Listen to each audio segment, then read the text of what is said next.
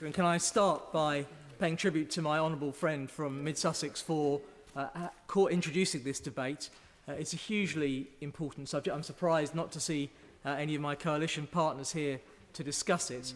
And I think that the tone in which we discuss it is very important, and I was really thrilled that in his speech setting out the concerns he has, he was very clear at the outset to make the positive case that migration has made to this country, whilst explaining why he felt we needed to significantly reduce net migration. I absolutely agree with him about the issue of scale.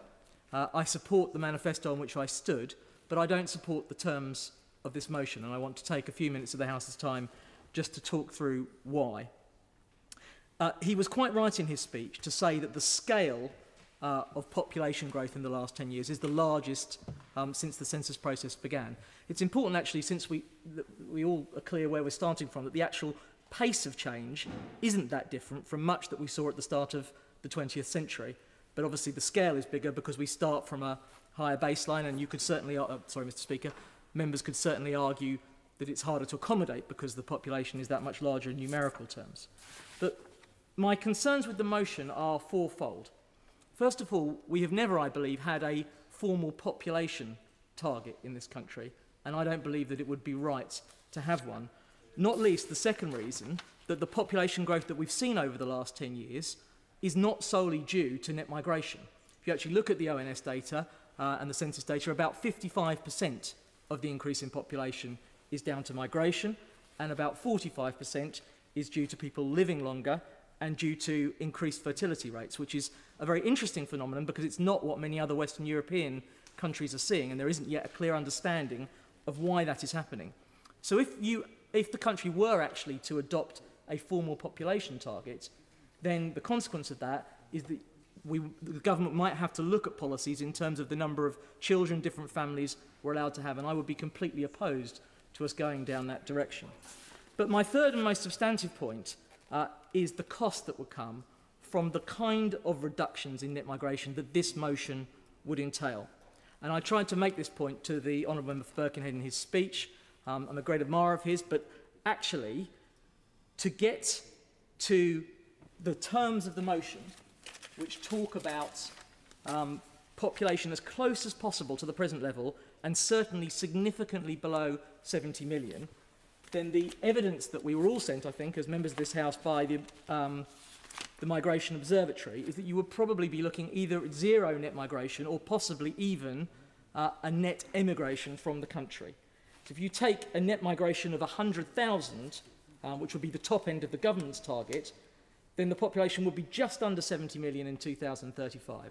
So it is definitely the case that this motion is not just calling for the government to achieve its manifesto commitment, but is arguing for measures that go well beyond that, and they will have consequences.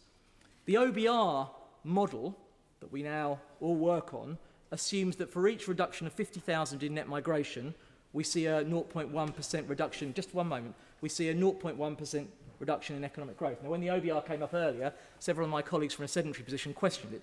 I'm not an econometrician, I'm not an expert in these matters, but I do know that whoever is Chancellor of the Exchequer has to base the decisions in their budget based on those figures that the independent OBR now produces. And I would strongly recommend all members, I will certainly do that. I'm most grateful to my honourable friend for giving way, Mr Deputy Speaker, but the overall size of the economy is not the key point. The key point is GDP per capita. I was just about to come on to that point, so I'm very grateful for the question. I think the Honourable Member for Birmingham Hall Green had it right in his speech. Actually, there's this is an important point and I want to develop it. He had it right in his speech, I think, which is that there is very clear evidence that migration does have an effect on economic growth, but no clear evidence that it impacts GDP per head. And they are both important. GDP per head is important in terms of people's individual living standards, but if you are passionate about reducing the deficit, the level of economic growth is absolutely critical. It affects tax receipts, it affects the number of people out of work, the income coming into the Treasury. And I'm going to just give him a full answer to his question. I would really strongly commend him reading the Office for Budget Responsibility's Fiscal Sustainability Report published in July 2012, which is looking not over the next 5 years, but the longer-term consequences of an ageing population. And they compare their central estimate, which is 140,000 net migration, higher than I would like to see, with a zero net migration. And they find that over a 20 or 30-year period, if you went to zero net migration, you would be looking at an extra 8.2% of GDP fiscal tightening. In other words, very significant spending cuts or tax increases if that's the road that we wish to go down as a country. So we should have this debate because there is a balance to be struck. If you have a policy of unlimited migration, there are benefits in terms of our fiscal position, but there are real consequences in terms of our public services, in terms of the level of housing we require, in terms of development in this country. And we need to have this debate. I will take one more intervention. Well, gentlemen, and he's making a very thoughtful contribution, which I have to say is unusual and rare from the Conservative benches when it comes to immigration. And he's right to oppose this motion. But would he agree with me that the necessary steps, the sinister wording in this motion, the necessary steps needs more than has actually been explained and defined by the movers of the motion? We heard something about repatriation earlier. All necessary steps is what is sinisterly mentioned in this motion. Does he appreciate that we probably have to go much further if they were to achieve these ambitions? Fair to my honourable friends. What they have done in this debate is to set out the widespread concerns that exist right across this country, and they're right to do that.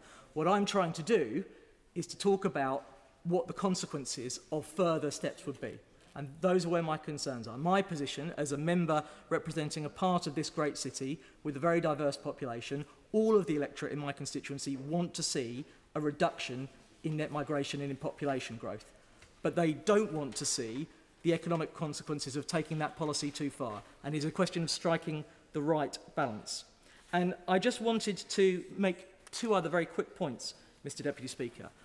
For those that question whether there is no correlation between population growth and economic growth, one of the things I would point to is if you look at the parts of this country that have seen the most significant population growth in recent years, you will tend to see a correlation between the areas of the country that are performing most well economically.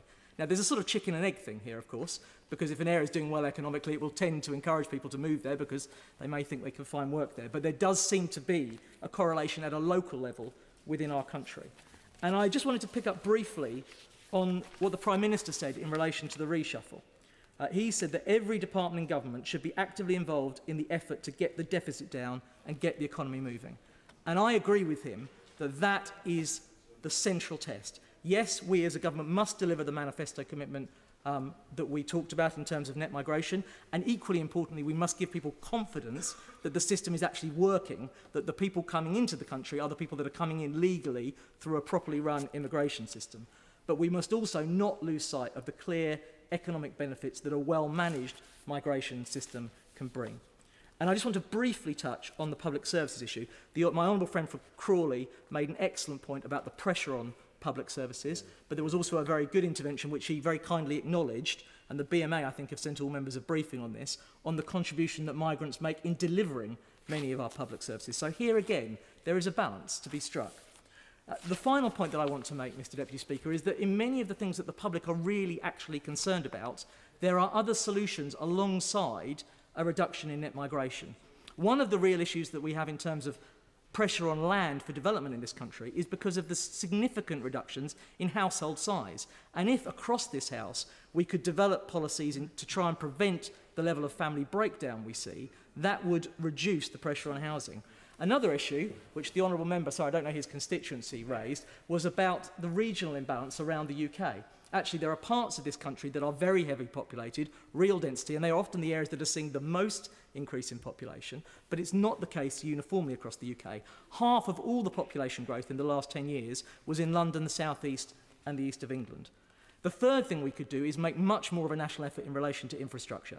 I'd actually personally like to have seen slightly more cuts in relation to current spending and more investment on the capital side into infrastructure. And fourthly, if we're really serious about this issue, we can't just look at non-EU immigration. We've also got to look at the issue of migration from within the EU.